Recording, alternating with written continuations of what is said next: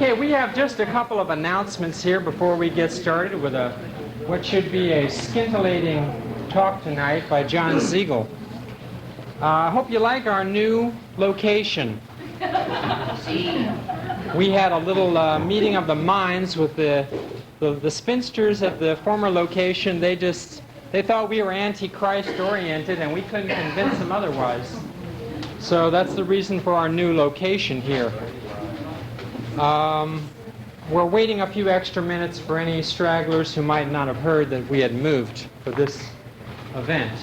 And tentatively, our next event, which is scheduled for 2 weeks from tonight, tentatively is scheduled to be here also. We have to confirm it with the owner, providing we don't wreck this place tonight. I think he'll let us have it here. Now, I want to make a little announcement.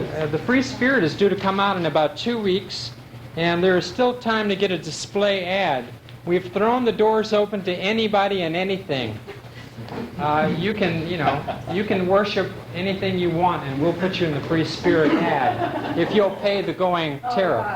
You can get a full page. You could even put your face on there if you're looking for a 2D. Put your picture in there, $150. It's not too bad, right? That gets you some action, maybe. Okay, are there any other announcements? What's that? You like a centerfold? That's an idea. I don't think there's anything distasteful about a naked body, is there? Anyway, this is an idea of the different sizes, and the rates are just incredible. A full page is only $150. You can get a quarter of a page, $150, right. You can get a quarter of a page for $45. Anybody who's selling anything, $45 for a quarter of a page. You can't beat that. So the rates are up on the table there, and Deborah is handling, Miss Deborah is handling the ads. So see her tonight if you're interested in putting an ad. Okay. Any stragglers? Enter now or forever hold your peace. We have some exciting events coming down the road here with the law scene getting hot and heavy. And we have somebody who's very knowledgeable. He happens to be in the thick of the battle. I don't know that that's his choosing, but he's in the thick of it. So without any wandering preamble here, would you please welcome Jon Zegel.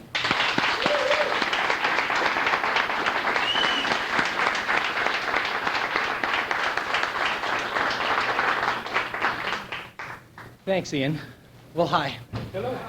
It's good to look out on all those sunburned faces of the people that were up at the picnic yesterday. I want to begin by telling you that I'm not a lawyer. And so the materials I'm going to be talking to you tonight are either off the top of my head or I actually have done some research. So I did not forget my notes, and nor would I have been able to go on without them. Just recently I had a birthday, and I received this card, which has a picture of a hippopotamus on the front of it, and it says, a special birthday recipe for the chocolate lover. And the recipe is for something called hippo pot de mousse. The ingredients are as follows: 16 pounds of bitter chocolate, 2 pounds of white sugar, 2 pounds of brown sugar, half a cup of vanilla extract, and 11 gallons of heavy cream. The instructions are as follows. In a large pan, melt the chocolate over boiling water. Add sugar and vanilla. Continue cooking until the sugar is dissolved, about 3 days. Set aside to cool. Pour the cream into a well-scrubbed kitchen sink. Using a small jacuzzi pump, whip the cream until stiff peaks form.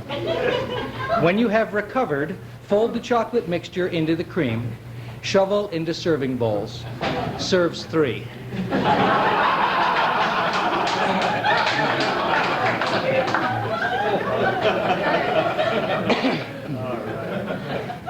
It seemed particularly germane because I think that where I want to begin tonight is with the thought that anything taken to excess is potentially harmful.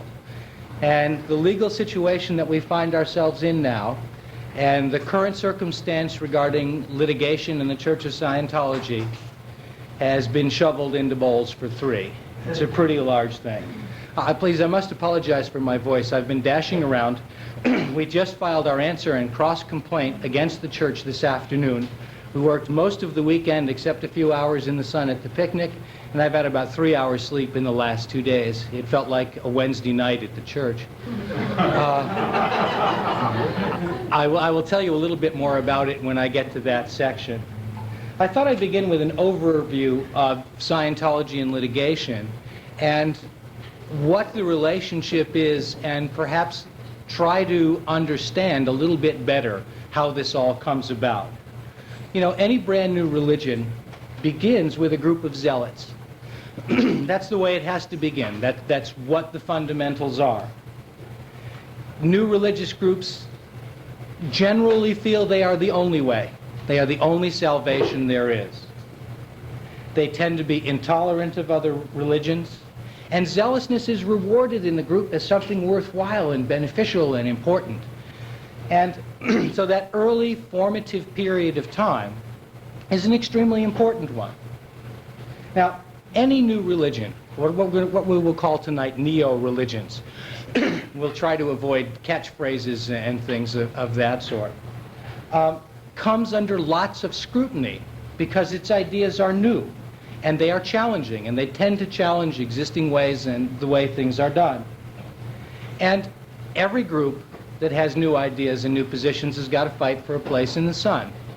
There are enough vested interests and people that already believe that they have found the way that you've got to push them a little bit out of the way in order to make a space for yourself. Now, particularly in terms of Scientology, as everybody in this room knows, this is a controversial organization. The public at large has not yet simply accepted carte blanche that Scientology is the way. And they don't believe that it's necessarily a good idea. It takes time to communicate ideas to large numbers of people, and it takes time to get them to the point where they're willing to accept them graciously. Now, the church has put itself in a rather difficult position because they're in a hurry. And if there's one underlying factor that is almost always the case in Scientology, is that they're unwilling to wait. They're unwilling to take the time and to do the things necessary to establish a position in the community, aside from simply bullying their way into such a position. Obviously, as well, there are people in this society that are going to be resistant to change. And I don't know anybody in this room that in certain circumstances wouldn't find themselves resistant to change. And particularly something as personal and as important as religion is an area where people are particularly resistant to change. So once again, being in a hurry there is going to be all the more difficult. Now, Scientologists believe that their way is an extremely important way. It is above the law. It is a planetary movement. And there have been innumerable timetables set up. Perhaps some of you have read them over the years of, by such and such a date, we will have cleared New York City, or we will have cleared Mexico, or we will have cleared somewhere or another. And those timetables, which are, if you will, divinely inspired, have often failed. Always. Yeah, I think always failed is probably right. Well, now, there has to be a why. And when you have a divinely inspired timetable, the why has to be somebody else. It can't be that you haven't done your job well or that you haven't thought through clearly what you're doing. Now, within the organization itself, this has led to a fairly large amount of aberrative thinking, because blame, to a large degree, is aberration. Now, this aberrative thinking has, in many instances, probably more than any of us have ultimately come to the realization on, has come from the top. The first thing of these aberrative areas of aberrative thinking, that we're talking now in terms of my opinion, is that Scientology is above the law. Its goals and aims are so important that trivial matters such as custom and what the social mores are of where the group is located are secondary to what they're doing. And so it's simply possible to trample over those in order to achieve a greater planetary good. The second piece of aberrative thinking is kind of the John Wayne approach. You know, if you're not with us, you're against us. And this has led to a variety of problems, which includes the fact that the church has had to establish, in a sense, an endless membership.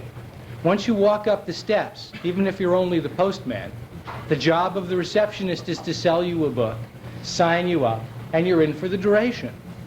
And should you have the audacity not to agree, you're declared a suppressive person. Having had that done to me, I can tell you that it is not the most pleasant thing that's ever happened. The third piece of aberrative thinking is that litigation can be used to cripple or ruin someone who is perceived as an enemy. It doesn't matter whether you have a case that is adequate to win, and the question is whether you have a case which is adequate enough to keep it in court long enough that you can financially ruin your opponent. And the cost of litigation is extraordinary. The case that is currently pending against the Advanced Stability Center and certain of the people associated with it and myself has been in action just a bit over 6 months. And we've expended nearly $50,000 keeping that case going. And we're not very far along. We've just filed the answer. So the amount of energy that's required to hold your own against an opponent of the magnitude of the church, somebody that has that kind of money, is really considerable. The fourth area of aberrative thinking is that actual criminal conduct, and there has been some of that. I mean, we saw it with the Scientology 9 or 11, depending on the numbers you count. People actually going to prison as a result of conduct in association with the church, is somehow or another justifiable because, once again, it is opined that we are headed for the greater good. The fifth area is that litigation can be used as a PR ploy. That you can file a piece of litigation, publish what you have filed, and thereby convince the public that the group or the person that's attacking you is criminal, is disreputable, is in some fashion unworthy. Now, when you have an organization that's the size of the church, and an organization with such intense emphasis on finance, a couple of things are inevitably going to occur. First thing that's going to occur is that it's going to attract a certain amount of public scrutiny. People get interested when large sums of money change hands. And so you have to be particularly careful in those circumstances, that your financial dealings are beyond reproach. Something else happens, and I suspect you've seen it too, and that is whenever there's a circumstance where large sums of money are changing hands, very often it can attract the less than reputable people in a society. You know, what earning a living is all about is how to persuade somebody else to give up something they have so that you can have it. You know, you go to work and you're a telephone lineman and you do your work in order to persuade the telephone company to part with a few dollars every week. Well, people in society that are a little bit less scrupulous than that find religion to be an astonishingly interesting way of getting people to part with their money. And they can persuade them to do so because it makes them good. And I think that has also been an element that has brought scrutiny on the church. And it may very well be that some less than scrupulous people have been attracted to the church because of the large sums of money involved. Even a loss in court, a bad press release, there's even a justification for that. You know, if there's a loss in court, it's because the judge is a suppressive person, because the court systems are rigged, because jurists don't know what they're doing, because a newspaper reporter, quote, already had his story written before he ever arrived, and so forth. I've had newspaper stories written about me, and they certainly weren't always accurate. But they weren't always inaccurate either. Inaccurate? Thank you. I knew there was a word in there somewhere. Thanks.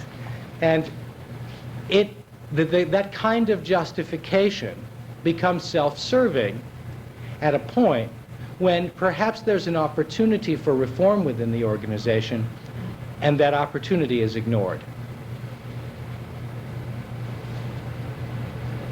Now, the church in this posture, with these various, what I consider to be aberrative ways of thinking, perceives some benefits as a result. They must be getting something out of this. There has to be a reason why the Church of Scientology may very well be the most litigious. Are you familiar with that word? It means being prone to file lawsuits, become involved in litigation. There must be a reason why the Church of Scientology is one of the most litigious organizations on the face of the earth. I was told by a church official just a couple of years ago that the church, on legal expenses alone, was spending on the average of $1 million a month. And in times when legal activity was intense, we're spending as much as $1 million a week just on attorneys and legal actions. That's an astonishing amount of money. If you convert that into auditing hours, it gives you an idea of how much work is being done to support that action. So the church must perceive some benefit from this. Well, first of all, it makes the church look strong. You know, you don't go up against the Church of Scientology because they are too mighty, at least fiscally, if in no other way. Second of all, media can be intimidated with litigation, so that at least they'll print nothing. In my various contacts with the media over the last couple of years, I've discovered that there's been a considerable amount of intimidation that's gone on. And just recently, in contact with someone who has a good friend that works at the LA Times, I discovered that the church filed a lawsuit against them for libel back several years ago, and there was a policy that the stories on the Church of Scientology had to be very carefully done. The third area that the church can see potential benefits of this kind of behavior is that some people, without the wherewithal to press a lawsuit against the church for some actual damage done, will not do so. They'll simply back away because the threat is just too great. The fourth area is that governmental actions can be stalled. You know, the 70 through 72 tax case didn't ultimately result in a decision until just last fall, just a little over a year ago. And that was a long time in litigation. And the church, with the kind of resources that it has the ability to delay, slow down, whatever, litigation for a long time. And one of the things that occasionally occurs is that you get a change in administration. And a very conservative government is more likely to press a claim against the church than one which is more liberal and tends to have a more open-door policy. Fifth area where I think the church may perceive some benefits is that members within the church are reluctant to leave or reluctant to say anything about their disaffection or leaving because of the potential threats which exist, not just in terms of litigation, but also in terms of social chastisement. You know, you can be declared type 3 or you PTS or any number of things. They can write non-interbulation orders on you, those sorts of things. And the sixth area where I think the church perceives some benefits has to do with a tape where Ron talks about the difference between a group of people on a ship and a crew. And he says that you don't really have a crew on a ship until the ship has been through a storm. And these cataclysmic lawsuits give church membership a central enemy to focus on. Now, there are a couple of central enemies we're focusing on at the moment. Michael Flynn is, of course, one of them. But psychiatry is another. And some information has come to light recently about the church's attempts to destroy psychiatry as an entire practice in this country. The idea was to find psychiatrists who had actually committed crimes, have them jailed for those crimes, encourage the patients of those people to file lawsuits against the church, file lawsuits against the psychiatrists, and use this enormous amount of activity to go to the legislature and say, This is an activity which should be outlawed.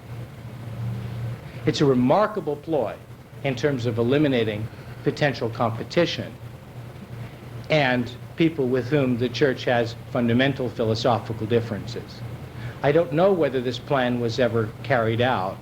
I do know that the order for it came from the highest quarters, and it was delivered personally to David Mayo. It was given to him to, in some fashion, begin implementation of. Now, the church also perceives some non-benefits from this as well. First of all, church aggressiveness tends to lead to more litigation. When you get real aggressive about pushing people around, sometimes they push back.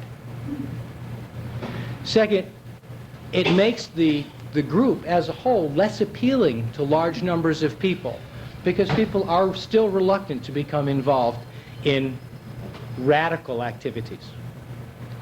Third, the cost, of course, is enormous. Imagine what could have been done in terms of dissemination and public service just over the last 10 years if half the money put into litigation had been put into dissemination and public work. This group would be, first, not here, and second of all, the Church of Scientology would be infinitely larger and infinitely more respected. Now, the costs also, there's another cost, and that has to do with internal unrest. Now, I can remember when the raids occurred on the church back in '75. Remember in July of '75 when the FBI banged the doors down and generally carried on? And among the people with whom I was associated at the time, while there was general support for the plight of the church, there was nonetheless a very distinct undercurrent of people saying, well, we must have done something. Where there is smoke, there is fire. And yet that attitude, those thoughts, those ideas were not freely and openly communicated. People had to secretly talk about those things among themselves, creating the withhold phenomenon, if we'd ever seen it. And as a result of that, we began to create two classes of people in the church. There were those sort of on the my country right or wrong flag-waving bent, and then there were those who were not as convinced that perhaps we shouldn't be looking carefully at, how could we say this, what we did to pull this in. Okay. Now, I think we can take a broader view. I think we can look at what the real overall results of this are. Now, the first thing, of course, is that the church's strength is weakened by the enormous cost. I don't think there's any way to avoid that conclusion. Second, the media, once intimidated, will nonetheless at some point in the future solve that intimidation. The reporter you squash today is going to be the editor 5 years from now. And he's going to remember what happened. And you know, Scientology has, as part of its philosophical underpinnings, that what you try to do is you try to erase anything which is undesirable. But you can't erase people. You can do it, but it causes a great deal of trouble. And just the jokes about R245 notwithstanding, people that the church squashes today do come back to haunt us in the future. It has always been that way, and it will always be that way. Third is that the reform which could have taken place as a result of this external intervention. You know, LRH says in the text, if you can't put your own ethics in, somewhere or somehow or another, ethics are going to be put in on you, either by the society or by the church or somebody else. We have never once recognized that the FBI raid and the litigation and the other things that are going on is a social attempt to put our ethics in. And so the reform which could have taken place as a result of that, had we been willing to objectively look at it, and I don't mean anytime anybody files a lawsuit, we have to immediately go around and check and sweep all the cupboards. But you know, it wouldn't be a bad idea. And people faced with that circumstance, in a more social frame of mind than has been evident to me in the church, tend to do that. They tend to look and say, where have I veered off the path? Now, the fourth overall effect is kind of a funny little boomerang. The more aggressive and the more ferocious the church is, the greater the chances of coming up with a real, strong, and aggressive crusader against it. Yes, you'll kill off the people that can be easily intimidated pretty quickly. But if you've got lots of litigation going out, sooner or later you're going to sue somebody who's going to sue you right back, and who's going to be able to sustain the onslaught. And that's trouble if your own house is not completely in order. So I think we have seen that. We've seen it with Michael Flynn. Regardless of what your opinion is of the man or his motives, he is a crusader. And it is my belief that the Church of Scientology created him out of whole cloth. If they'd simply paid off his client the refund, or come to some kind of reasonable understanding in Boston, without the harassment and the other stuff that was entered into, I don't believe that the man would have ever been a crusader against the church. I frankly think he probably would have gotten into politics in Massachusetts, and we never would have heard from him again. Okay. The fifth area where this creates problems is public pressure. Because people have a tendency to fight for the underdog, you know, 69 Mets, you know, hey, Mets. Everyone is cheering the Mets on because they had never won a game. I remember seeing a game on TV where some people were in the stands and they had a big banner and it said, "We don't want to set the world on fire, all we want is a couple of hits." And so people do tend to root for the underdog. So if this huge organization, at least that's the perception of it that people get, because as far as litigation, they're all over the place, comes down on the head of somebody like little Julie Christofferson or, you know, Paulette Cooper. I don't know if you've ever seen her. She's a petite little lady, you know, not a big bruiser. People tend to support the underdog. And so it creates opposition to the church there as well.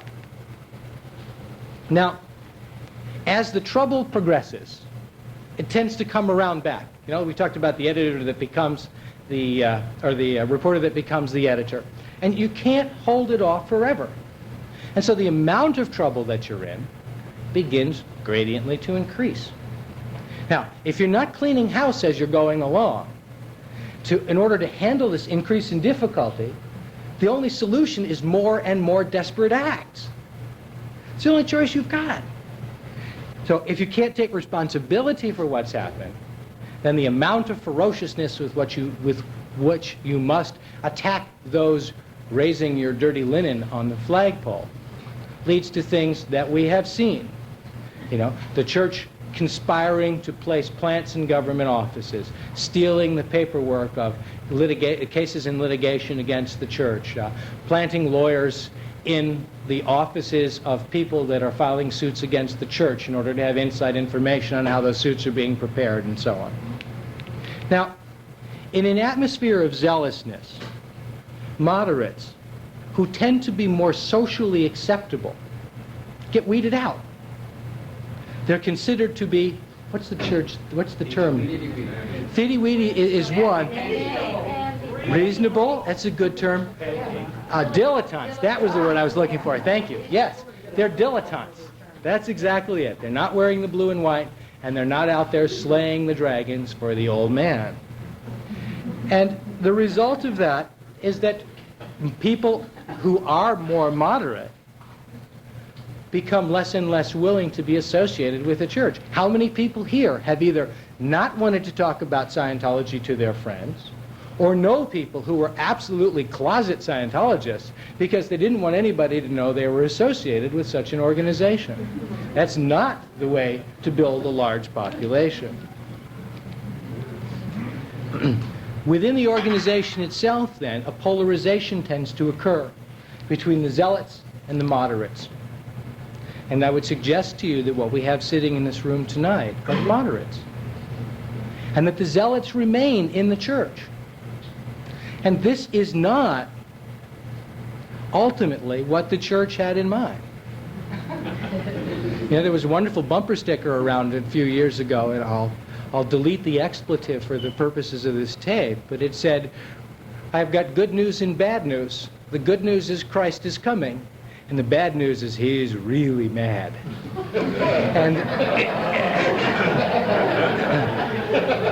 And we have a good news and bad news situation here, you know? I mean, this, as far as I'm concerned, is good news, but to the church, this is bad news, and they're really mad. Okay. So, when you get this kind of polarization, this tends to lead to even more litigation. You see it in other churches, and one of the things, in studying the case law regarding the First Amendment and religious lawsuits in general, the majority of them, by far and away, are not between Fred's hardware store and the local Episcopalian church, but it's between the local Episcopalian church and the splinter group that split off from it because of philosophical differences. And they're struggling over who owns the church building, or who owns the hymnals, or who owns the pews. And the amount of litigation on that point, where churches schism, is probably, in terms of religious litigation, the largest area. So what's happening here, this is not unprecedented by any stretch of the imagination. In fact, it's commonplace among religious organizations. Okay. Ultimately, the demise of the group that is holding this zealousness so close to their heart is inevitable. Because the majority of people in the population are followers, not leaders. I think we have all seen that at various times. I'm not suggesting that everybody out there is a lemming and they'll all follow us over the cliffs into the sea. But moderation is a more socially acceptable point of view. And the zealous group tends to get whittled down. Attracting adherents becomes more difficult. Extracting money from those adherents becomes more difficult because the radical elements of society, just as a result of the natural cause of public pressure, don't earn as much money. I mean, it's a strange thought, but I think you would agree that it's true. Okay. When there is no means of moderate reform within a group, and I don't think I'd have too much trouble in terms of people saying there is a means for moderate reform within the church. It simply does not exist. You've got a hierarchical church structure, so the means of reform, although touted often, are really not present. And the result of that is that anyone who takes other than the zealous line is considered to be an apostate, all right? Or a dissident, or disaffected. That was a good word we used recently. And as I recall, disaffection was always the cause of enemy lies. Remember that? And the enemy was apparently lying to us about what was really going on in the church. No, they weren't. First of all, I don't know who the enemy is. Okay? I mean, if the enemy is anywhere, it has always been within. And I think the pattern that we are looking at here, which is not atypical of neo-religions, is in fact the enemy. Because if the leadership of an organization does not have the good sense and the scope of understanding to recognize that the transition from a neo-religion as it begins to mature means that it has to be willing and able to have moderate members present, will inevitably cause a schism. There isn't any way that it can be avoided. And it happens over and over and over again. I don't care how many divisions there are on your org board, it doesn't make any difference. If there is not a place for moderate reform in the church, when it reaches a point where it grows to a certain extent, the moderate elements can continue to move it at a gradient pace into the society, it's going to fail. It's going to fail because you can only control zealots in small numbers. If you've got a large number of zealots, they're going to rape, burn, and pillage. Ask Attila the Hun. That's what happens. Read about the Crusades. When people are that fired up, they're going to do harm. And they're going to do harm to the philosophy, and they're going to do harm to the good elements that really exist. Well, I think perhaps what we ought to do is jump into the First Amendment. Because whenever you talk about litigation in the church, First Amendment is probably the first thing that's talked about. Now, people tend to think, and I don't know if you've done any study in the area, that the First Amendment is early in the Constitution. In fact, it is not. It wasn't even proposed until 1789, which is 13 years after the Declaration of Independence. Now, I will read it to you. I copied it very carefully out of a law book this afternoon. And we'll spend a couple of minutes and discuss what it means, because I don't think it's very well understood, at least not among the people that I have talked to about it recently. It reads like this. I'm sure you've all heard it. Congress shall make no law respecting an establishment of religion, or prohibiting the free exercise thereof, or abridging the freedom of speech or of the press, or the right of the people to peaceably assemble, and to petition the government for a redress of grievances. Okay? Once more, it goes by fast. We'll just get the first little bit. Congress shall make no law respecting an establishment of religion, or prohibiting the free exercise thereof. Okay. Well, what is this business of establishment? What does that mean? Congress shall make no law respecting establishment of religion. Well, the way that the Supreme Court has interpreted that over the years, and the way that constitutional scholars tend to interpret it, is that there will be no established religion in the United States. That is to say, the government cannot pass legislation that makes one religion superior, more powerful, whatever, than another.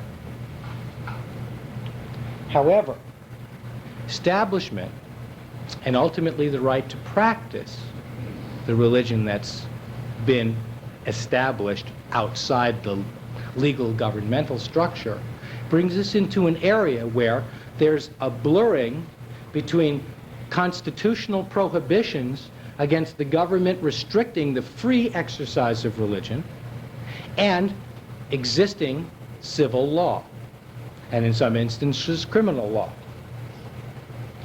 Let me get my papers mixed up here. Now, I think we all know, probably 8th grade history class, they taught us why the First Amendment was there.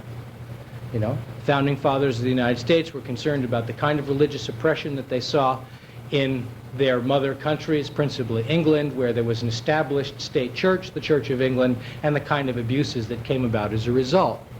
One of the elements that the First Amendment provides for, in an indirect way, is a balance of power between the people and the government. If you've got a religion that's state established, that religion can dictate morality and conduct to the people. If you have no state established religion, religion existing in the society can, by means of pressure, dictate morality and conduct to the government. Creates a balance there. The issue of abortion comes to mind. How much pressure has there been on the legislature and the executive branches of the government in that area? And religious groups that have a strong opinion on that subject tend to speak about it very openly. And they lobby Congress, and they write letters, and they hold demonstrations and so forth. That's a check and balance. The government simply is not permitted to go on its way with any kind of program without regarding what the moral conscience is of the people. And the freedom of religion in the society provides for that. Now, there is a tradition of neo-religions, and I think it's something that we sometimes overlook. Of course, first of all, the government is prevented by the First Amendment from stifling them, but there's a good reason why. And if you read some of the literature that was current around the time that it was written, one of the thoughts that was in the minds of the people that wrote these documents was that if we stifle the free exercise of religion, we end the evolution of religion. We can never evolve to a higher state. We put a cap on it. And so that creates a legitimacy for this group and other neo-religions to march the philosophical ideas of the society forward. And without the First Amendment, that would be infinitely more difficult. Now, does everybody here know what a tort is? It's not a cake with layers. There's something in the law called a tort. Okay. It is a non-criminal wrong If we are driving down the street and I knock my car into your car, and presuming that I'm not drunk or under the influence of some other kind of substance, a criminal act has not occurred. A tort has occurred. You have suffered an injury to your property or to your person, but it has not been as a result of criminal conduct. Okay. There's all kinds of tort law. There's tort law on defamation. There's tort law on what proper competitive practices are. These I'm familiar with because these are all elements of the current lawsuit. We're going to talk a little bit about tort law and criminal law and where that fits into the First Amendment. Now, law books are wonderful. I don't know if you've ever had a chance to read them. First of all, you need a magnifying glass at all times to read law books. I've been spending a lot of time during the last few weeks reading law books and researching cases and trying to understand the principles involved. And I spent some time and I pulled out a book that was very dusty. And not too many lawyers, as they practice these days, have a great deal to do with constitutional law. It's things that are practiced are much further down the chain of law. But there are wonderful cases there that speak to exactly the issues that we are dealing with. This is a case called the Gospel Army versus Los Angeles. And it was a case, that's a wonderful name for a group. There is a rallying name for a group of zealots if it ever existed. This was a case that was tried initially in 1945, and the court ruled as follows. Religious liberty embraces two concepts, freedom to believe and freedom to act. The first is absolute, but in the nature of things, the second cannot be. There's an additional case which cites the first and then adds another sentence to it. It's Hardin versus the state of Tennessee, a very famous case. And the judge in that case added to that first phrase as follows. And conduct remains subject to regulation for the protection of society. Here's where things get gray. What is freedom to exercise your religion, and what is tort conduct? What is criminal conduct? This is an area where the church certainly has had some difficulties in terms of definition over the years. In practice, what generally has been the case is that religious groups have been prohibited from violating civil laws under the name of religious liberty. I won't bore you with too many cases. There are just too many to cite. But it says, this is a case called Bowling versus Superior Court, 1943 case, again, a very famous case. Religious liberty guaranteed by the Constitution has nothing to do with reasonableness of individuals' beliefs, so long as individuals' acts or refusals to act are not directly harmful to the public. So, you can't, in the name of religion, run people down in the street. You can believe that chickens are God. That is absolute. And nobody within the establishment of the government can say you nay. You can believe anything you please. But what you do is regulated. Now, probably everybody here has heard of disconnection. And one of the things that the church talks about is that there is a religious precedent for disconnection called shunning. Shunning was a practice of a group called the Mennonites. There's a very severe religious group residing in sort of central Pennsylvania. And the practice of shunning came under the scrutiny of the court. And the court ruled as follows. A certain degree of regulation is allowable in curtailing by governments of acts done in furtherance or pursuant to religious belief. The complaint alleging excessive interference within areas of paramount state concern, including maintenance of marriage and family relations, alienation of affection, and tortious, that is, having to do with torts, interference with business relationships as a result of the shunning practice of the Reformed Mennonite Church, the stated cause of action as to matters which the court may have authority to regulate. What that means is legal. Yeah, isn't it great?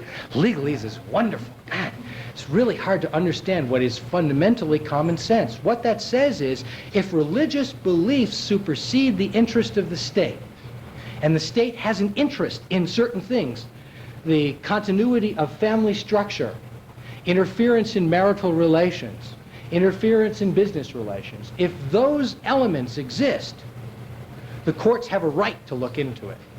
All right. The practice of disconnection is about to come up again. Good. A very moderate group.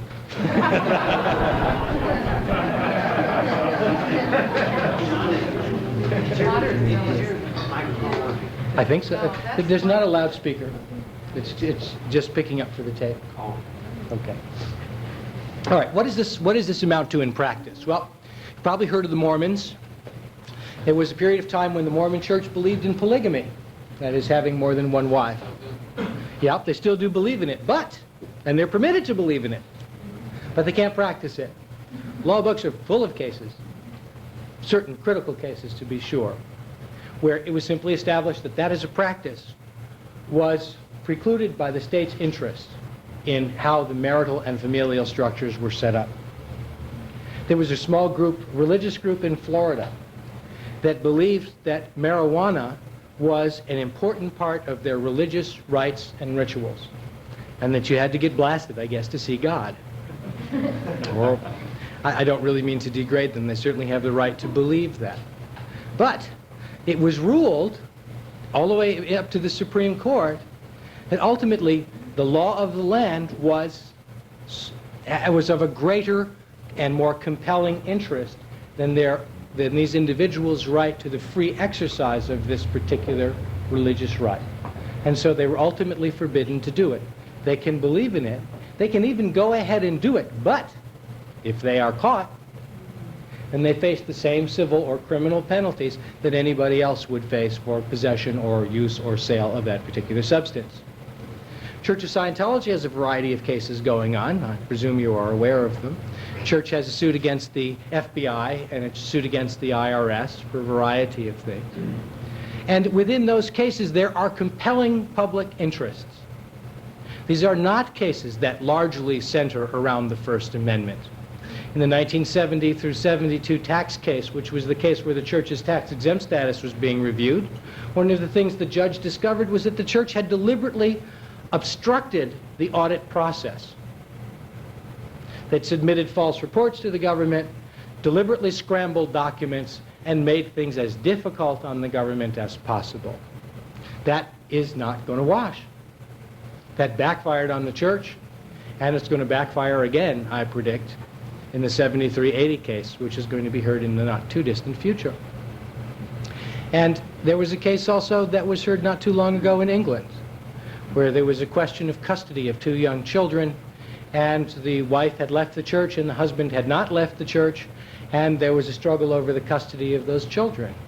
And it was the behavior overall of the church, not necessarily of those individuals involved, that led the judge to rule that the children should be placed with the mother, the, quote, non-Scientologist, close quote, because he perceived the organization as a result of their conduct to be a dangerous element in society. And that did not abridge the church's First Amendment rights, because he was not discussing their religious beliefs, but their conduct. And that's where the line is drawn. Religious beliefs and conduct. Now, the question is, who decides what is proper conduct and what is improper conduct? Pretty straightforward question. Society, of course, has a right to protect itself. And it does so fundamentally in four ways. First, there is a body of civil law that already exists. It's based on common sense. You can't run people down in the street. You can't cheat them out of their money. There are certain things you can't do that the public ordinarily recognizes as being undesirable conduct. Okay, those are already there. That provides something very interesting, and it's something that I think the church would do well to take a look at. It provides people, such as the people here, with the opportunity for self-regulation, because you can know what those laws are, and you can follow them relatively easily. Now, granted, there's a huge body of law, but it's based fundamentally on common sense, and it's not difficult to understand if you sit down and read it with a dictionary. Sometimes the way the things are constructed is a nuisance, but nonetheless, you can understand it. The second area, of course, is the courts. And what the courts do is very simple. They take current conduct, which nobody could have possibly predicted was going to happen, and interpret it in terms of the laws of common sense as they existed. There's no way when you write a law you can anticipate what everybody in the future is ever going to do. And that is, in essence, what the function of the courts is all about. And what they tend to do is they say, okay, here's this piece of conduct, we've never seen this before, but we can fit it under the wing of this law. Or we can't. If you can't, then there's another element of society that comes into play, and that is public pressure. Now, public pressure can take place in a number of different ways. It can take the form of boycott. You know, we're just not going to buy it from you. That's all there is to it. It can take the form of demonstrations. I think there are a few people here that participated in demonstrations in the past. It can take the form of opinions in the press and other undesirable media attention. And it can take place in the area of supplication to the government for changes in existing laws to cover what is perceived now as undesirable conduct. Which brings us, of course, to the fourth element, which is the legislature. The legislature can enact new regulations to control conduct. Now, what can a church do? Church can do two things. One, it can believe anything it wants, and two, it has to obey the law. If it does those two things, there's not going to be a lot of litigation. It just isn't going to be. It can establish itself, it can incorporate, it can buy land, it can enter into contracts. A church, as an organization, is a legitimate entity. It exists. It can practice its religion, and if a law conflicts with the practice of religion, they can move to change the law. Relatively simple. Now, what a church can't do is it can't be an undesirable element in the community. If you have loudspeakers on the roof of your church blasting out religious messages around the clock.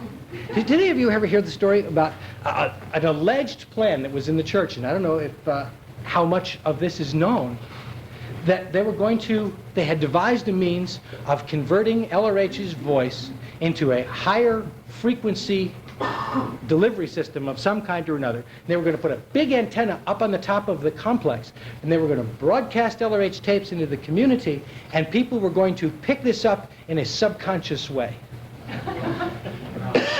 Yeah, that was really going to be done. If they had ever done that, that would have been considered an undesirable element, just as putting subliminal suggestions in films to go out and buy popcorn would have been found an undesirable element in the community. So, I'm sorry? Okay, now, let's talk just briefly about tax exemption as part of the religious war, because it always seems to come up. The question is, does a religion, by virtue of being a religion, have the right to tax exemption? And the answer to the question is no, it does not. Tax exemption was established for a particular purpose. And that purpose was that the money that would stay in that local organization would be better used there than it would be if it went back to the government and was ultimately used in social programs elsewhere. And that churches and organizations of that type were considered to be desirable and beneficial elements for the public good. Okay. So, if you are a church that believes in the sacrifice of animals, and that is not within what is considered ordinarily by the public to be a good thing, tax exemption might be denied you. And that is not a limit on your ability to freely exercise your religion. That is merely the government saying public policy does not support that activity. There's a very famous case just came down within the last couple of years called the Bob Jones University case. Bob Jones University was a small, dare I say, somewhat redneck university in the South, strongly religiously oriented, excuse me, that had a prohibition on interracial dating and interracial memberships in certain clubs within the school itself. And it was receiving federal government subsidies. And somebody filed a lawsuit saying, wait a minute, segregation is not public policy. The government and the public don't believe in that. And so the U.S. government should not be subsidizing this particular activity. And sure enough, the Supreme Court ultimately ruled that Bob Jones University was not entitled to government subsidy because it was not following the current public policy. Okay. So, if the Church of Scientology engages in acts which ultimately led to the 75 raid on the church and a number of people going to jail, is that going to be considered within the public policy? I rather think not. And tax-exempt status is likely to be denied because this group of people is not performing along those lines. Now let me make a distinction here before all the church guys run to the phones. The church itself was not convicted of the act for which the 9 people, Mary Sue Hubbard, etc., went to jail.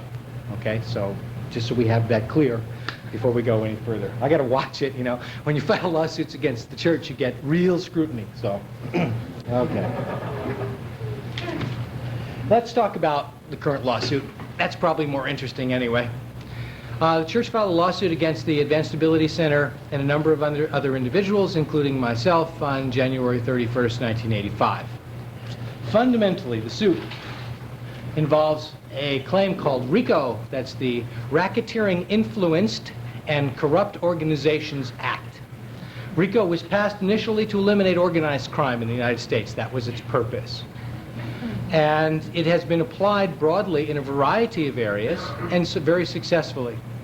There was recently a Supreme Court case that said that RICO could be used in cases where there were as few as 2 acts within 10 years of organized criminal activity.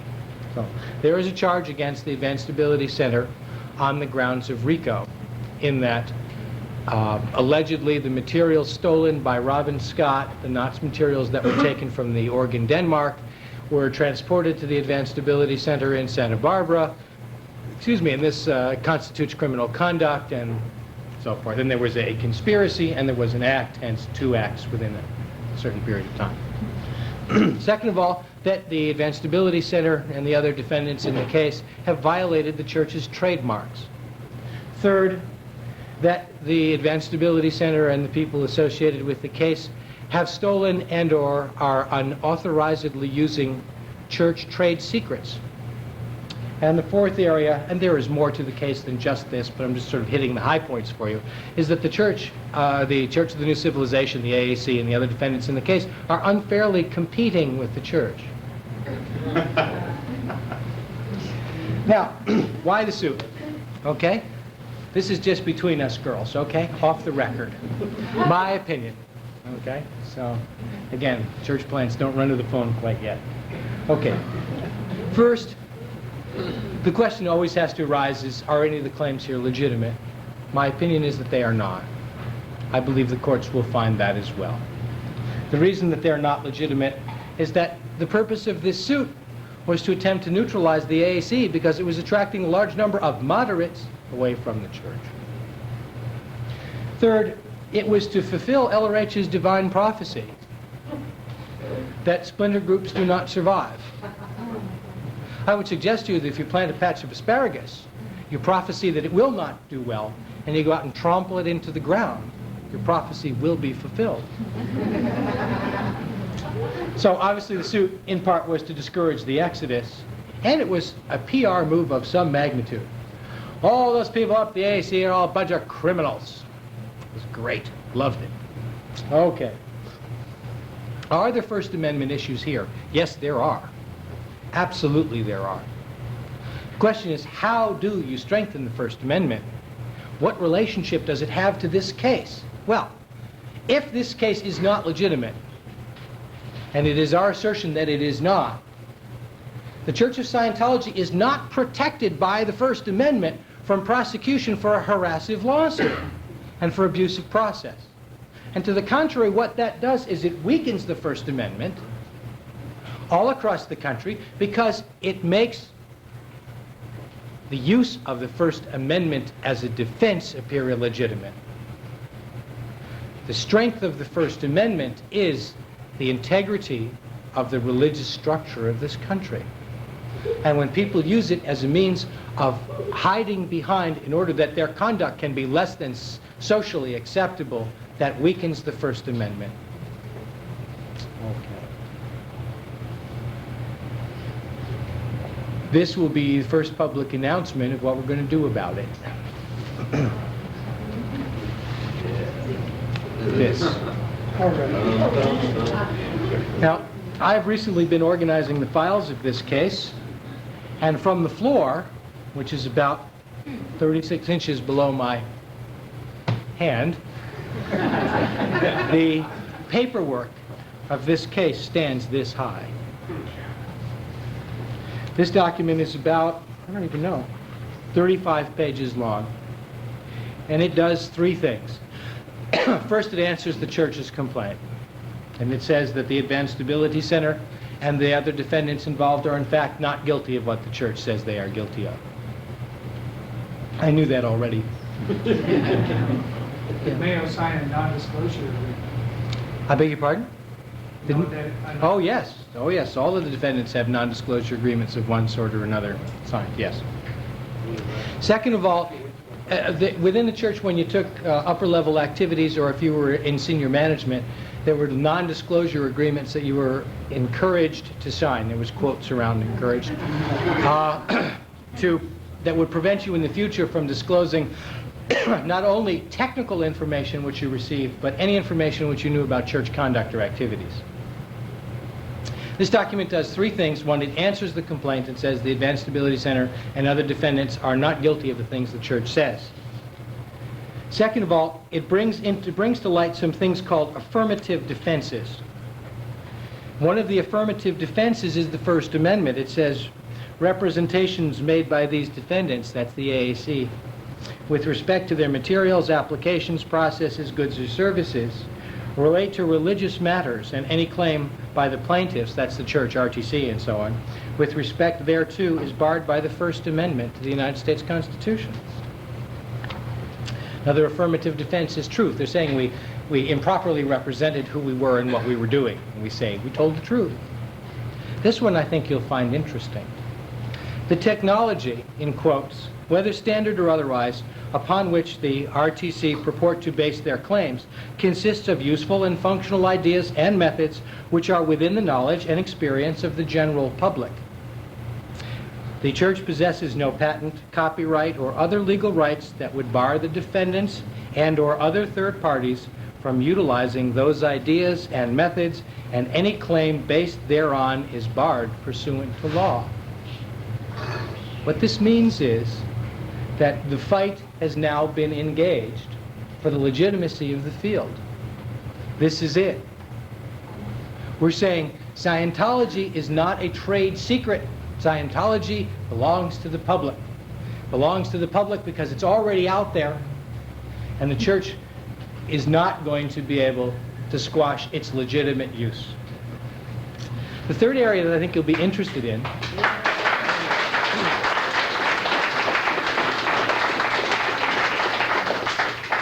it was worthwhile to work late last night. We suggest that the trademarks of the church, the word Scientology and the bridge and the words OT, are generic. These aren't trademarks. These are descriptive. These tell us about things. They don't tell us who, they tell us what. And so we have moved that the court cancel the trademark registrations on those words.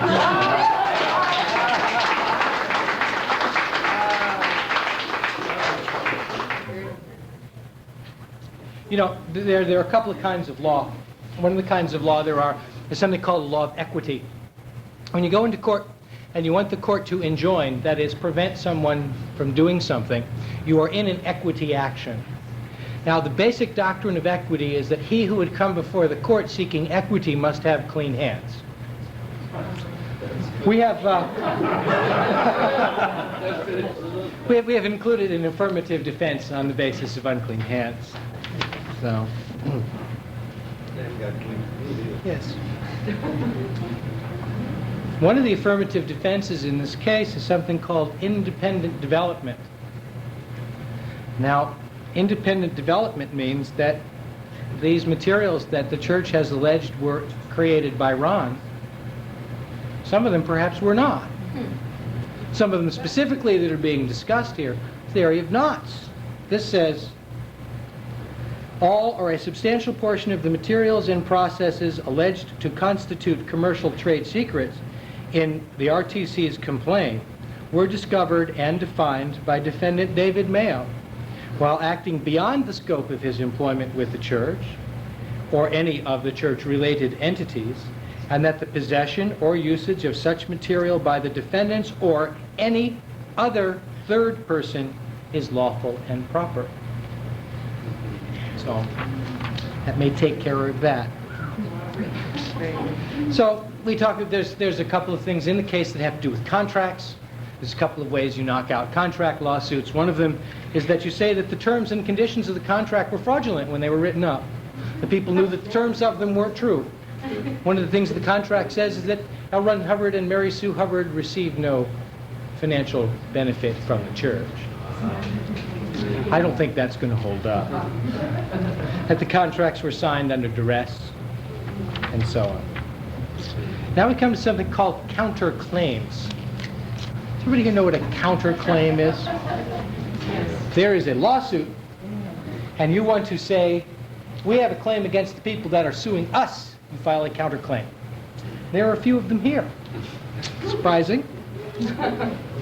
We should perhaps list who the parties are that these complaints are being filed against. One of the plaintiffs, of course, is the Religious Technology Center. It's not entirely without some guess in that direction. Church of Scientology International and Church of Scientology of California. Then there's an individual citizen in the United States that's also mentioned here. His name is L. Ron Hubbard. Mr. Hubbard is an indispensable party from our point of view in this action, because it is he who allegedly wrote the Knots materials. And the courts, as late as April of this year, April 1985, pronounced LRH the managing agent of the church. And I would say something to you about that. And that is that if that is the case, and there's just not any evidence that it isn't the case. There's a lot of people saying things. There's a lot of people saying L. Ron Hubbard resigned any leadership role in the church in 1966. And that's balderdash. There's just a huge amount of evidence to the contrary. If L. Ron Hubbard is running the church right now, he can stop these lawsuits. Bringing him into this action is not a cute legal trick. Not a cute legal trick. He's an important person here. All right? The litigious nature of the Church of Scientology must, because we have a hierarchical church, come from this person. If we can, with these pieces of paper, convince that person that this is not a good idea, perhaps the road to reform will be engaged upon.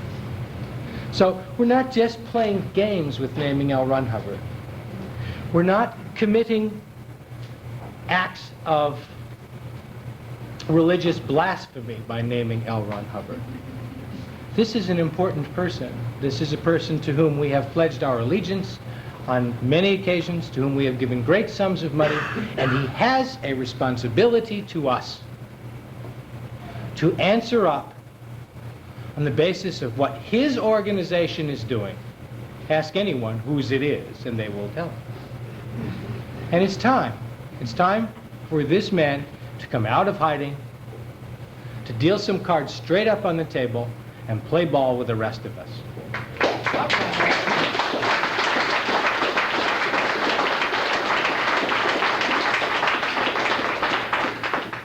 So there's been a lot of lawsuits filed that named L. Ron Hubbard, specifically because people hope that he wouldn't appear.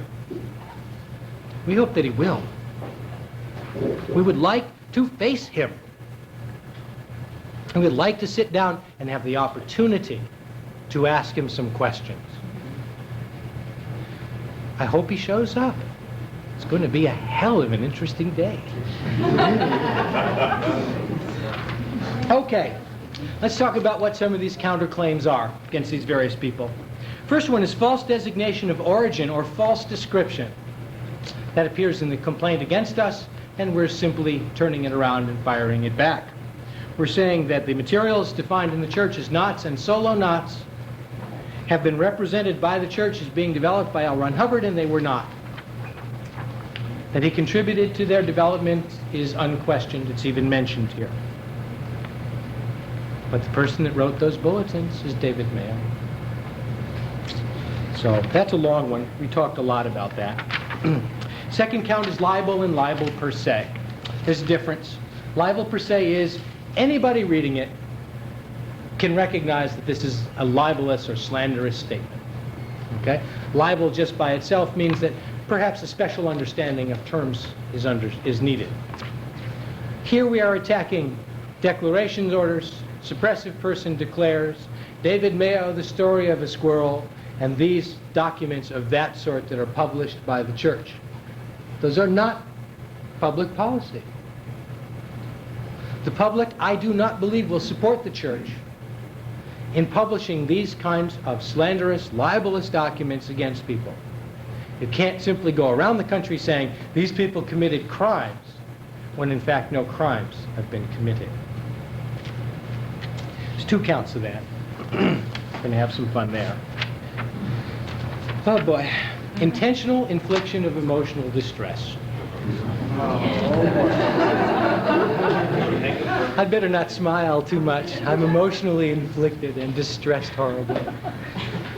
When you set out to upset somebody or to cause them mental anguish, it's considered contrary to the public policy. Enforcing disconnection on people is an infliction of emotional distress, and it is a violation of the First Amendment rights of free speech and freedom of assembly. We think we can prevail in this. And while the church is permitted to believe in disconnection, we're hoping to receive a court judgment that they may not practice it. You know, disconnection is an easy way to erase dissidents. They were always out there trying to erase. All right? Want to erase these people, disconnect from them. Well, I think if we start listening to our critics occasionally, perhaps they might have something of value to tell us. Okay, 4th count. Racketeer Influenced and Corrupt Organizations Act. Church of Scientology has been engaged, according to our complaint, in a systematic and organized series of activities that would fall under the purvey of this act. And let's see specifically what we said. I don't want to get myself into trouble here.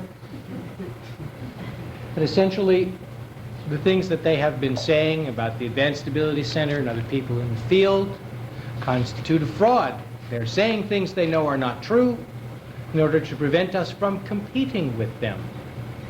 A little more about competition in a minute. It was a very short minute. There's a body of law in the United States called the Sherman Antitrust Act. Sherman Antitrust Act says that you may not, if you are dealing in the public arena, have a monopoly. Certain things are necessary to establish the existence of a monopoly. One, you must have a significant percentage of the market, 50% or more. I don't know what the precise percentage is, but a large share of the market. Second of all, you charge monopoly prices. And third is that you engage in something called predatory competitive practices. Now, we don't know, and let me make this very clear, whether the courts are going to allow this charge to stand, because I am not aware of any other case where the Sherman Act or a violation thereof has been ever brought against a church. But the church raised the issue. They said, you are unfairly competing with us. They kicked the door open, so we walked through it. Let's see what else is here. Any other goodies? It's an act called the Cartwright Act that has to do with unfair competition, and we have some allegations there. We are actually filing on the grounds of unfair competition per se. And then we have moved for the cancellation of the following trademark registrations for Scientology, the Bridge, and OT. Whether we will get that or not, I do not know. But I think there's a good chance that those will be pronounced in court to be descriptive terms and not trademarks. In addition, we have asked for a permanent injunction. Injunction is a legal document that prevents someone from doing things. An injunction never makes anybody do anything, it only stops them from doing something. We've asked them to do the following. 1, stop misrepresenting the source or authorship of Scientology materials identified, that's Scientology with a small s, by the way, Scientology materials identified as knots or solo knots or otherwise unfairly compete with us. 2, to cease disparaging the people that have filed this cross-complaint in their trade, occupation, or business, and to cease annoying or harassing the employees, clients, or parishioners of the Advanced Stability Center and the other plaintiffs, counter plaintiffs in this case. For damages, for treble damages, that's 3 times the amount. One of the things that RICO carries with it, if you get a conviction under RICO or judgment in your favor, you don't just get your damages, you get 3 times your damages. Might as well go for it. And on the basis of the first, second, and 6th counts, $10 million in punitive damages. We didn't ask for $100 million in punitive damages. We're not, we just saw the result of that in Oregon. I don't know if you watched the Christofferson case and what's been happening up there, but one of the things that happened in that case was that decision was thrown out because the amount of damages awarded to that young woman were not commensurate with the actual suffering that she incurred. They gave her $9,000, I think, in actual damages and $39 million in punitive damages, and it was pretty clear that that was not really a just ratio between those two figures. I think what we've asked for is fair. I think there's a very good chance that we can prevail in court. We've worked hard. We've put together the evidence that we need, and I'll tell you that there's still a long way to go. But this suit is being conducted from the viewpoint that this is the legitimate church. Not the Zealots, not the Screamers, not the false imprisoners, not the guys running around in the blue uniforms. This group of people, regardless of its diversity of belief, is still the legitimate church. And that this is the group of people that needs to be protected. And that's the purpose of this cross-complaint. It's why I work more hours a day than is probably sensible. And it's why I ask you that if there is any way you can support this activity, to please do so. It takes an awful lot of energy to turn the wheels of justice. And I mean energy in terms of dollars, and I mean energy in terms of time. And we need the support of the field, of this legitimate church, to make this happen. It is a suit that is being fought for all of us, for our First Amendment rights, for our day in the sun. You know, there's 2 ways to fight for your day in the sun. You don't always have to fight with a closed fist. Thank you very much.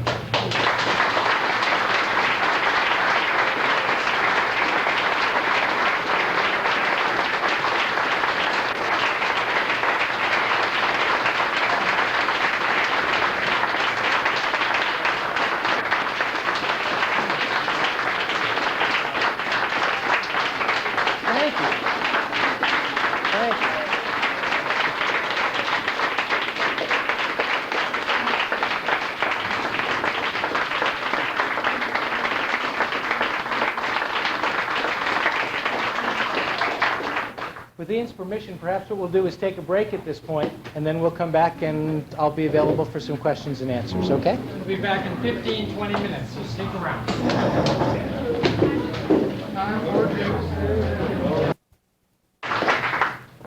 Can we talk? Let me have another minute. I just want to say something about the demonstration which is coming up, because it means a lot. You know, part of the technology of Scientology says if somebody is complaining about something, you better look in their area for a similar overt of their own. Church of Scientology is making a big issue out of religious freedom, boy. Everybody's trumping on their First Amendment rights. I would suggest that this particular march is going to be a way to let them know that all is not well in their own house in terms of their attitudes and intolerance toward people that are not practicing even other religions, but are even practicing the philosophies which they allegedly espouse. So I just wanted you to know that this march and this demonstration has my full support, and I am participating in to some degree helping to try to get it organized and to help it be a success. And anything that you can do to participate in that march or to help with its organization will be greatly appreciated. Its effect on the case per se is not very great because the courts, the demonstrations in Portland rather notwithstanding, the courts don't pay too much attention to that by dictate. They must not. But that kind of public pressure perhaps will create an awareness inside the church that perhaps they will receive their First Amendment rights when they're willing to grant them to others. So it really means something to us and to me. So if there's anything you can do to participate, I would be greatly appreciative. Okay, questions? Are you ever going to debate Hebert Jentzsch? Am I ever going to debate Hebert Jentzsch was the Could you question. stand up, please? Ask the question loud and clear. Are you ever going to debate Hebert Jentzsch in any forum anywhere? It's my understanding that he can't communicate with me. I'm declared and would make him PTS, so he might make mistakes. I don't know. I certainly would be willing to do so. I'd be glad to talk with him and so forth. I would have no objection to doing so. So I don't think such a debate would be tolerated. The church would not want its members to tune into such a debate and hear the other side of the story. So I don't think they'd be willing to let such a thing go by, but I'd be certainly willing to do it. Today, my brother got a call, and I answered it. We work together in the same office. He's in the church. And someone said, this is, Betty Kettle, whatever her name was, talking to my brother. I said, where are you? With what company?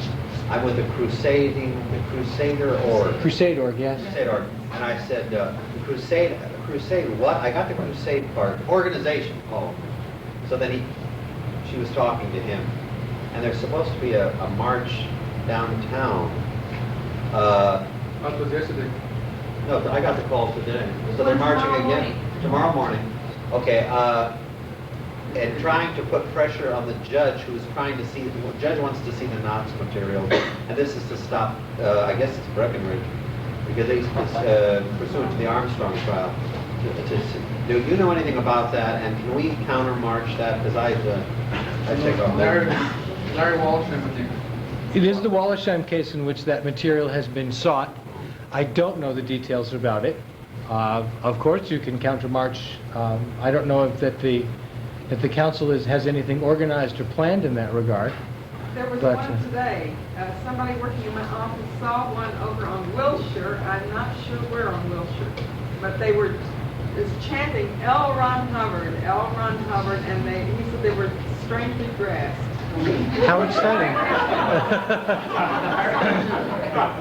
I recently got a videotape for some friends in Portland who recorded the news media broadcasts from the Christofferson Tichborne case up there. And the media was extraordinarily fair. I think they really bent over backwards. But if there was one overriding impression that I came away with watching those tapes was what a strange-looking group of people had been assembled there to do the marching. It was really quite strange. At any rate, Jenna. Oh, this is not legal per se. It occurs to me that any counter march or any march that the council was to do at the complex, how are we going to do that so that it doesn't look like we are Scientologists demanding our religious freedom, just as they did in Portland, right? How are we going to separate ourselves from the church image? One of the things that can be done is, of course, it will be a matter of how the event is publicized, and to some degree what the signs people are saying depict. If the signs say, Scientology stomps on religious freedom, All right. it's going to be pretty clear to the public exactly where the marchers stand. With that thought in mind, Church follow that line through so that there won't be any error in who's supporting whom. Right. And I think one of the things that we also might start to do is start to use Scientology with a small s. And start to use it as a descriptive term that it is. Bob's point was very well taken. It's the Church of Scientology, not Scientology, that stomps on religious freedom. Scientology is not a thing. Scientology is a descriptive term. Exactly. In that connection, one thing you could do, if you want to talk about Scientology as a religious practice, is we still consider ourselves to be Scientologists, spelled with a small s. If you want to talk about the church, spell it with a capital S and put an R with a circle around it right after. Well, I don't think we want to encourage that at all. No, Scientology is a trademark. Church of Scientology, of course, could be. That's what I mean. If you're going to talk about them, you talk about... No, that encourages something that we want to discourage. Suggesting that it is a registered trademark. I think we don't want to support that idea. Well, it's been upheld in the courts for a considerable period of time.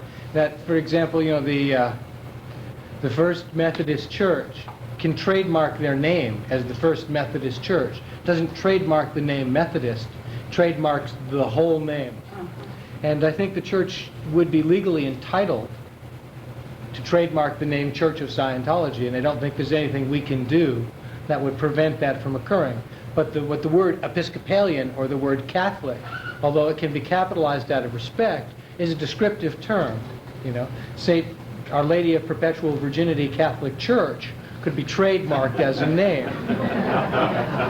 I'm agreeing with you, but I'm saying let's not support the other side of that by writing Scientology and putting an R with a circle around it anywhere near it. Right. That's an insight. Yeah, along that line, I just got a piece of promo from the Church of Scientology, and you'd see, just as an example, I'm not sure that this is totally accurate, they say OT1, trademark, OT2, registered, OT3, trademark, not registered. This thing flip back and forth between trademark and register of these different names. What's the difference? Why one or the other? Why did they do them differently? It's not entirely clear to me. Without seeing the document, I don't really know. But there are several layers of these things that can occur. First of all, a trademark has to be registered, and then there's a period of time during which that registration can be challenged. And if during that period of time the registration is not challenged, it becomes a recognized trademark, presuming that the courts do not ultimately overturn it in some other fashion. During the time, this is my understanding now, that registration process is pending, they can indicate that the mark is registered, but not that it is a trademark. Now, there are trademarks, there are also service marks. I suspect that it may be that the OT levels might be being registered as service marks, or trademarks, or both. TMs. TMs around. Yeah, I don't know, is really the ultimate answer to your question as far as I right now. Yes? You said earlier that there were a lot of, it was fairly commonplace for splinter group litigation. I don't know if you've studied any of it, but I'm curious as to whether the argument has been over the rights of the philosophy and teaching it, or more or less over material things such as a building and assets, etc. Largely the latter. The courts, by definition, essentially because of the First Amendment, can't get themselves entangled in deciding philosophical disputes. The churches these cases rather tend to be not decisions as to who is the legitimate church, but who in fact is the property owner, whether the property is books or a building or land and so forth. And that's the area where the bulk of these cases have been litigated. So therefore, it seems as if the church is presenting their case as if it is their property. Well, what they're saying, yes, is that they have confidential proprietary material that they own that is a trade secret. And what this is going to do, this means that we're going to make some new law. There's no existing case law that I've been able to determine that says that a church can have trademarked material or can have a proprietary trade secret material. When you have a religious rite or a ritual, and that's what we're dealing with when we're dealing with auditing processes and procedures, there is a real question in my mind as to whether these can be trade secreted materials, because they are in a sense delivered to the public. You cannot copyright them unless you present them to the public. Right, but we're not talking about copyright, because there's a distinction between copyright and trade secret. Well, and one of the things that secret is not legally protected. It's simply if somebody else finds out about it, they lost. Period. It's not protected. Yes, but there is a protection if you are an employee of a corporation and you obtain trade secret material as part of your employment, presuming that there are a number of elements there that all have to come together for that to work. Sure. Well, an individual could be held guilty, but once it got out into the public, they'd be lost. Precisely. And one of the things, of course, that has occurred with knots is that there are a half dozen or more versions of knots floating around. And I don't think we're going to have very much difficulty in court establishing the fact that that material is in the public domain. In addition, the church delivers it to people. You go and you pay for it, and they give it to you. And granted, you sign a non-disclosure agreement, but in the church there is a PL, I believe, called confidentiality or security data or something of that sort, that says that the secrecy of the confidentiality of the OT materials is not out of any commercial consideration. So people that were signing those agreements, if the church is now trying to hold people to them on the grounds that it's a violation of a commercial right, then the original confidentiality agreement, which was signed in the presence of this other document, which said there was no commercial consideration, essentially makes those documents void because there's a misrepresentation. You can't have it both ways. Yes. John, I keep seeing in various promo, and it seems to me I even saw a policy at one time referring to these materials as scriptures. Yes. To that degree, I don't understand how or why the thrust of the case isn't on the idea that you cannot trademark. I mean, we're talking about commercial ventures in terms of trademarks and trade secrets. Here is something which is a religious philosophy. It's like trying to trademark a Bible or the name Jesus Christ. You can't say it, or these particular rituals or procedures. It seems to me that somewhere there's going to have to be a decision made. Make up your mind. Some of these commercial activities, or are these actually the belief system of the religion? Well, the King James Version has been around a long time. It's not copyrighted. There are many newer versions, and they're all copyrighted. They're all individualized. But remember that there's a difference between a copyright and a trade secret. If you copyright something, what that does is it protects you from someone unauthorizedly copying that material. That is, the right to copy goes to whoever is the copyright holder. A trade secret, if, for example, you have a company that produces computer software, and the way in which you cause the computer to perform certain activities is secret and proprietary to you, that is, you own it, you can protect that trade secret, provided that you don't publish it and copyright it. That essentially would void the trade secret element, because by publishing it and copywriting it, you are making it available to the public. So in this case, the element that we are addressing that has to do with whether or not these materials can be a trade secret is in the area of the first affirmative defense, which is essentially First Amendment. That the activities of the courts in regards to these materials are stopped, because these are religious practices, these are not items of trade. Now there's a problem. And the problem is that in the 7072 tax case, the Internal Revenue Service and ultimately the tax court pronounced the church a commercial enterprise. If they are in fact a commercial enterprise, they are not, of course, entitled to the First Amendment protections, but also then they might be entitled to trade secrets. But they can't, I don't believe, have both. I don't think you can scream religious freedom on one hand and trade secrets on the other. I think the two points are incompatible. One of the values of having this field, this group of people out here, is that they have formed a network that's this wonderful communication-wise. There was a period of time when the church could conduct their litigation in a vacuum. They'd be filing one suit over here, and nobody knew what was going on, and there was this other suit over here, and nobody knew what was going on, and they could say commercial activities and trade secrets over here, and they could say religious freedom over here, and there was no communication line between the two. That's not the case anymore.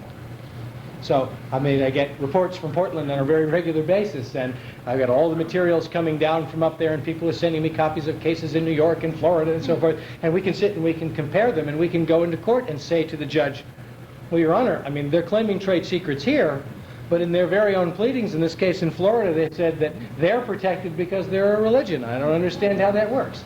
You see, and that sort of thing can be done. Can you, when get to this point, bring us up to date on the Portland cases. Not very clearly. What I know about the Portland case is this. The Christofferson case, there was a declaration of a mistrial in the case. And the basis of the mistrial was that the arguments by the plaintiff's attorneys, that is by Tichborne's attorneys, exceeded the scope of the complaint. That is to say, what was happening was that the church was on trial rather than the particular civil wrongs that Ms. Tichborne was complaining of. And that the judgment was reflective of an indictment of Scientology rather than simply making right the damages that that young woman apparently had suffered. And I frankly think that the mistrial there was correct. I really do. The next step will be the case will be retried. Just it's sort of, you know, it's like in tennis, let first service, you know. It's sort of, they missed it by that much, and so now they're just going to have to go back and try it all over again.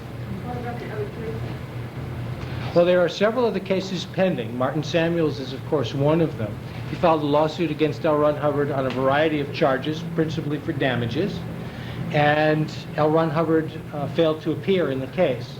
The church worked very diligently to try to interpose themselves as being the defendants in the case, and the courts refused to go along with it. As a result of that, he took what's called a default judgment against Mr. Hubbard, and that means that he has prevailed in the case as a result of Ron's failing to show up. And I believe there's another hearing scheduled on September the 15th where he has to go into court and demonstrate precisely what his damages were, and then the court will render a judgment as to what the final amount of money is that he will be entitled to collect. And he collected from L. Ron Hubbard if he wins? He could collect it from L. Ron Hubbard or from, for example, Author Services, who handle the royalties on Ron's books, or from New Era Publications in Denmark that pay royalties on Ron's books, or from the publisher of Battlefield Earth. So or there is somebody that he could get in touch with? Possibly so. Possibly so. Exactly how they'll go about doing that, I don't know. Yes? Since you're naming Ron as a party to this case, what is the latest state of knowledge about whether Ron is in fact alive? Do you have any hard or soft data about that? No. I don't know. I issued an ED today. My brother got to the mail. Really? Well, his typewriter is alive. What, did you just read it? Yeah, it's about winning. You know, he says, "Thank you so much. It's all appreciated." This thing about up in Oregon. Oregon? Yes. And my brother says, you know, it really sounds like him. I can differentiate sometimes if it's phony, if it's him. And you know, Flynn thinks he's alive. Yes, I don't think there's any hard evidence to believe that. One of the things that I think is interesting about whether or not Ron is alive, it has to do with people who used to get letters from Ron, and they could always tell whether the letter was really from Ron or really written by somebody else. And it turns out that Ron has written in just a minuscule number of SO1 letters since 1970 or so. And in fact, people that were comparing these letters, and they would write back into the SO and say that that they were sure this letter was not from Ron, would receive a letter from somebody who wrote it better. And then they would write back and say, "Thank goodness I've heard from you." So, you know, it's hard. It's really hard to know. It's not difficult to learn to duplicate somebody's writing style. Really isn't very difficult at all. Yes, now. I think the best evidence that he's still alive, and my stable data is, as long as Gene Deck is still gone, gone. Ron is still alive. Dave Deck returns. I think that he probably is cashier. That's an interesting point. I think Deck's keeping him alive. Janet? I know Jasmine says she's a friend of mine, about 4 years, died recently. He was also a mutual friend of Freddie Sutton. Freddie's an old-timer who lives in Phoenix and is very close with Julia Salmon, who many of you may recall was, that's wrong, it's Marilyn Routsong, excuse me, with Marilyn Routsong, who was in the D.C. org and all that with Ron from the beginning. So it turns out that Mary Sue visited Marilyn Routsong in Phoenix as recently as a couple of weeks ago, 3 weeks ago. Stayed in Phoenix about 2 weeks, visiting Marilyn. And Freddie said that Mary Sue was living in Malibu with Diana, and they think that L. Ron Hubbard is still alive. Okay. Yes? Yeah, I just wondered if you've seen the latest definition of responsibility that the church put out. Is this for real? Yeah, it's for real, yeah. What is, I'll read it. How old is this? It says 2 May 1985, so this is, if this is genuine, this is very recent. It's genuine. It was handed out in a Scientology business to their employees. Well, if it's written, it must be true. Guess so.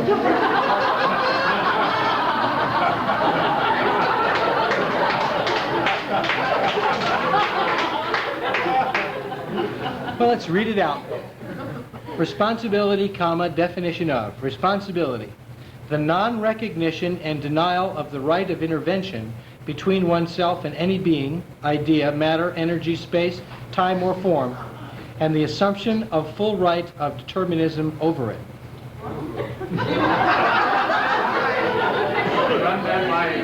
I think you understand that what I thought you said was not exactly what I felt you meant. Yeah.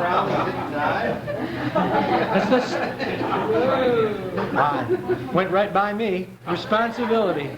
The non-recognition and denial of the right of intervention between oneself and any being. So we're not going to, I think so, not... Well, after I read it over a few times and used the dictionary a little bit, it looked to me like it was something you could use. You know, you're not supposed to be a third party, right? Right. That's bad. And this sort of contradicts that, you know. So, you know, being a third party, well, here you've got a definition. Yeah, it also justifies terrorism and murder, by the way. Yeah, right. The name of it is You Can Be Wrong. You can be wrong, yes. Fascinating. Who signed it? It's signed L. Ron Hubbard, founder, adopted as official church policy by the Church of Scientology International. Can you read the typing initials are RH, DK, yeah. It says responsibility, the non-recognition and denial of the right of intervention between oneself and any being, idea, matter, energy, space, time, or form, and the assumption of full right of determinism over it. That's Alistair Crowley, right? It certainly is. Congratulations, we're now the whole of the law, right? My mantle. Okay. I have a question. Yes. What did you think of that original Founders Bulletin? It's already a few years old. You know the one I'm talking about? I know the one you're talking about. Cliff gave it to me at the picnic, and I had never seen it. And I get excited over these things, you know. And I start running around, oh, I found the lost cord, you know. But I'd like you, could you tell it a little about it? Would you just dismiss it offhand? Oh, I didn't dismiss it offhand. I received a copy of it in the mail in the summer of 1983 from an unnamed source. The copy I got was printed red on white, so it certainly looked authentic. But the original Founders Bulletin, it says, my old friends, you know, and it talks about the fact that Ron's body was taken over by another being and that... the ultimate implant. Yeah. What is it? Perhaps Ruben can see that you get a copy of it. It was my opinion that it was not legitimate. It didn't strike me as the kind of communication, if such a thing were true, that Ron would use to communicate such an idea. I think Ned's wrote it.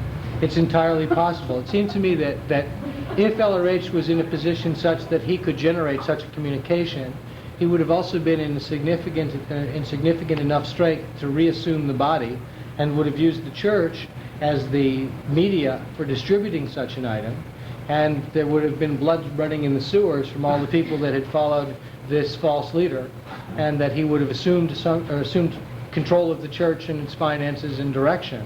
And I haven't seen that being done.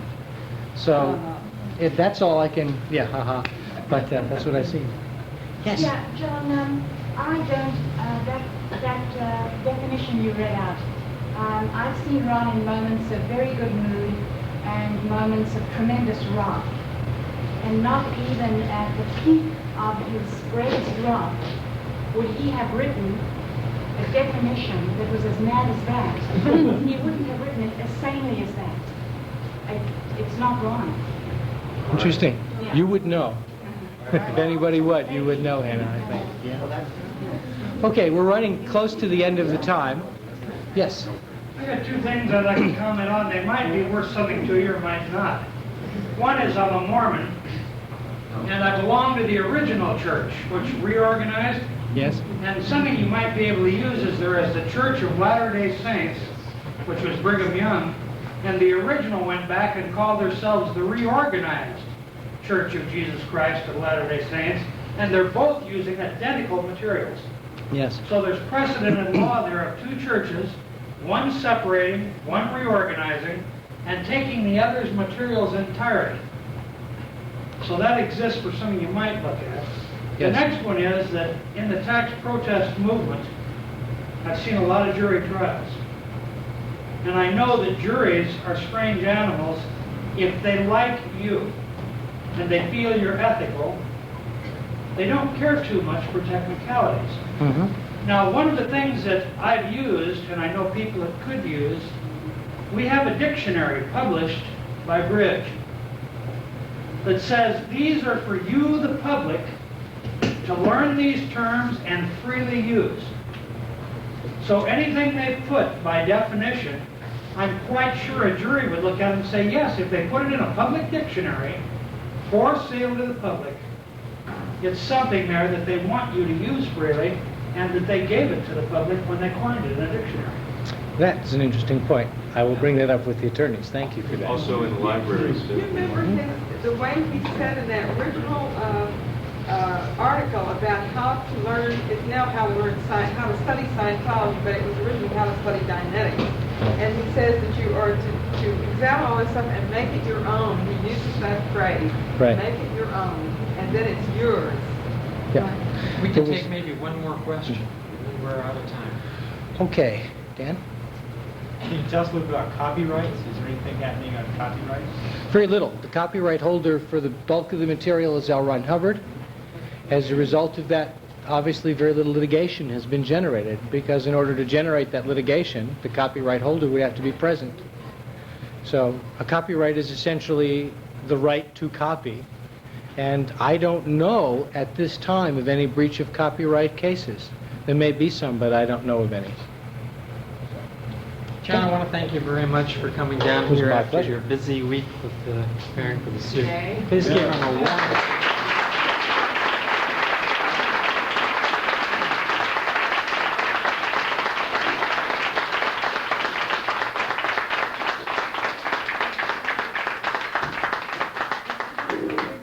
Okay, 2 weeks from tonight, right here.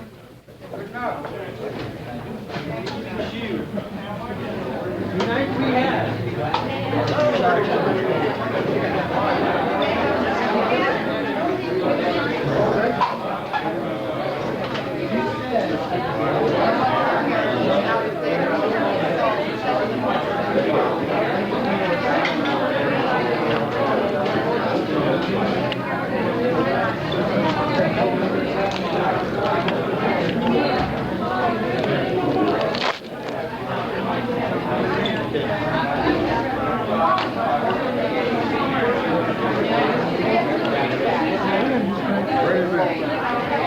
Glad you could make it.